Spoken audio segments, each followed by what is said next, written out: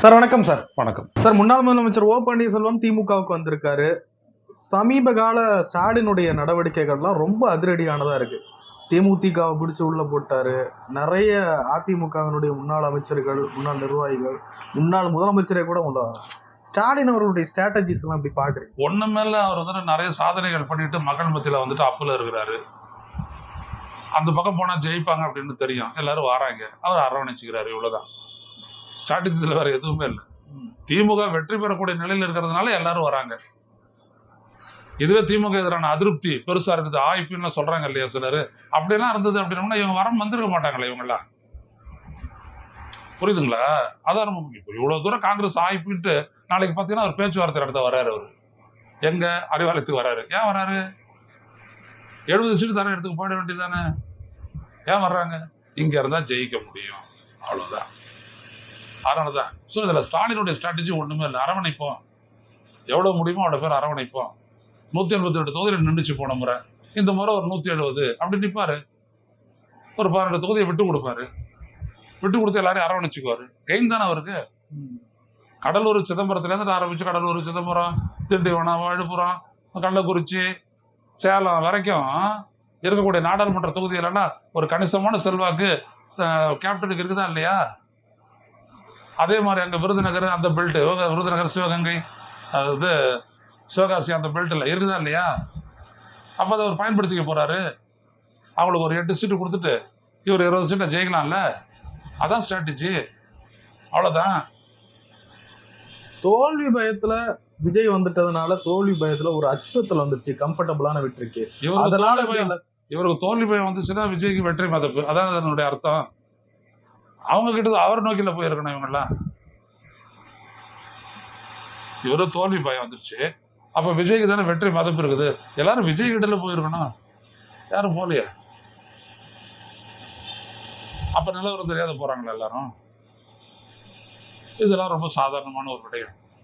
அரசியலுடைய பார்வையாளர்கள் தெரியும். 5 ஆண்டு கால ஆட்சியின் மூலமா ஸ்டாலின் பெற்ற பலம் ஓராண்டு 2 ஆண்டு காலம் அறகுற அரசியல் பண்ற விஜயாலெல்லாம் ஒன்றும் ஷேக் பண்ணவே முடியாது. ஏற்கனவே கட்சி பலமா இருக்கு, கூட்டணியும் பலமா இருக்கு. இப்போ களம் வேற 4 முனை போட்டி அப்படின்ற மாதிரி பிரிஞ்சு இருக்கு, ஓட்டெல்லாம் பிரிவு. இந்த சூழ்நிலையில மீண்டும் மீண்டும் பலப்படுத்த வேண்டிய அவசியம் என்ன வந்திருக்கு சார்? இல்ல, நீங்க ஓட்ட ஸ்பிளிட் அப்படின்றது இது ஒரு ஸ்டாட்டிஸ்டிக்கல் புள்ளியல் பார்வை நீங்க செலுத்துறது. நான் என்ன சொல்ல வரேன் அப்படின்னா, ஒரு கட்சியினுடைய சாதனை தான் அதனுடைய வெற்றிக்கான அடித்தளம். கூட்டணியும் கிடையாது, ஒரு பொள்ளங்காயும் கிடையாது. ஆட்சியில இருந்து 5 ஆண்டு காலத்துல என்ன சாதிச்சாங்க, அதுதான் அவருடைய பலமே. கூட்டணி 4 கட்சி, 5 கட்சி, 8 கட்சி, 8 முனை போட்டி, இதெல்லாம் எதுவுமே கிடையாது, எதுவுமே கிடையாது. மக்களுக்கு இந்த ஆட்சியின் மீது நிறைவு இருந்துச்சுன்னா மட்டும்தான் இவர் மீண்டும் முதலமைச்சர். அது முதல்ல தெரிஞ்சுக்கணும். அது எவ்வளவு பெரிய கூட்டணியா இருந்தாலும் சரி. இல்லைன்னு எதிர்த்து போட்டு அடுத்த மாற்று யாருன்னு பார்த்து குத்திட்டு போயிட்டே இருப்பாங்க ஜனங்க. இதுதான் உண்மை. நம்மளாம் பேசுறோம், அவர் செஞ்சுட்டு தானே பேசுறாரு. பாருங்க அவர் எப்படி பேசுனாரு அப்படின்ட்டு. ஒரு இன்னைக்கு கூட நலத்திட்ட, இன்னைக்கு கட்சியை விட நலத்திட்ட உதவிகள் வழங்கக்கூடிய இடத்துல போயிட்டு பாருங்க எப்படி பேசுறாரு ஸ்டாலின், எப்படி பேசுறாரு பாருங்க. என்ன செஞ்சார்? ஒவ்வொரு குடும்பமும் ஏதோ ஒரு வகையில் இந்த அரசு நிறைவேற்றிய செயல் திட்டத்தின் மூலம், சமூக நலத்திட்டத்தின் மூலம் பயனடைந்து கொண்டே இருக்கிறது, கவலைப்பட வேண்டாம் அப்படின்னு சொல்றாரு. அப்படி சொல்ல முடியுமா எடப்பாடியால? அப்படி சொல்ல முடியுமா மோடியால? இல்ல. அதான் ஸ்டாலினுடைய ஸ்ட்ரென்த். புரியுதுங்களா? அரசியல்ன்றதே ஒரு தலைவனுக்கும் அங்க இருக்கிற மக்களுக்குமான உறவு எப்படி இருக்குது அப்படின்றது தான். வெற்றி தோல்வியெல்லாம் அந்த இடத்துல அப்படிதான் நிர்ணயிக்கப்படும். மாறியெல்லாம் வர இப்ப ஏற்கனவே இருக்கிற கூட்டணியில புதுசா இடங்களை சேர்க்கிறாங்க, புதுசா நபர்களை சேர்க்கிறாங்க. இப்ப அதிமுகவில இருந்து முன்னாள் நிர்வாகிகள் ஏறக்குறைய நிறைய பேர் வந்திருக்காங்க. இதெல்லாம் களத்துல எப்படி ஸ்டாலின் சீட்டு கொடுக்க போறாரு? திமுகவினர் சொல்லிட்டேன் ஏற்கனவே. இல்ல கூட்டணியில இருக்கிறவங்க எப்படி பார்ப்போம்? ஒண்ணும் கிடையாது அப்படின்றேன். கூட்டணி இதுல டிஸ்டர்பே ஆகாது. அதான் 182 இடத்துல 134 இடத்துல தானே ஜெயிச்சாங்க. 54 இடத்துல தோத்து தானே இருக்காங்க அவங்க. திமுக பெரும்பான்மை வந்துருச்சு, தோத்து தானே இருக்காங்க 54 இடத்துல. இப்ப சேர்ந்துருக்கிறவங்க ஜெயிச்சவங்க தானே. இது வரைக்கும் அதிமுக பேனர்ல ஜெயிச்சு உள்ள வந்தவங்க, இதுக்கு மேல திமுக பேனர்ல ஜெயிச்சு உள்ள வராங்கன்னா போது திமுக கெயினா லாஸா?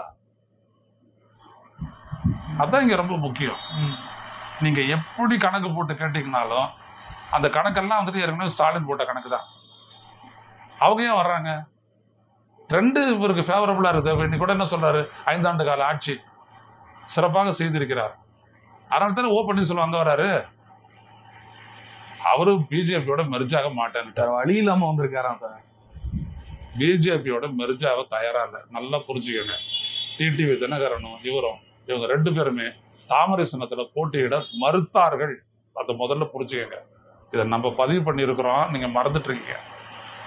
அதனாலதான் வந்துட்டு அந்த கோயம்புத்தூர் பக்கத்துல இருக்கக்கூடிய ஒரு ஊர்ல எல்லாரும் கை தூக்கிட்டு தூக்கி நிற்கும் போது அந்த மேடையிலே இவங்களெல்லாம் வராதுக்கு காரணமே அதுதான்.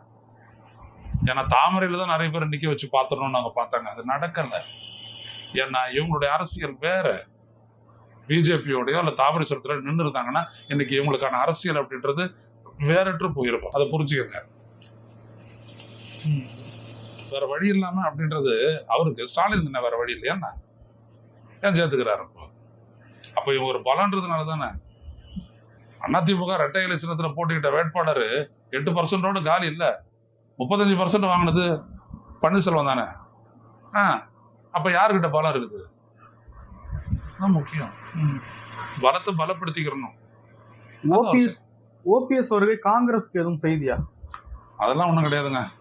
காங்கிரஸுக்கு வேற வழி இல்லைங்க, இங்கதாங்க இருப்பாங்க. ஏன்னா அவங்களுக்கு இதே கிரைட்டீரியா தான். ஜெயிக்க போறது திமுக கூட்டணி.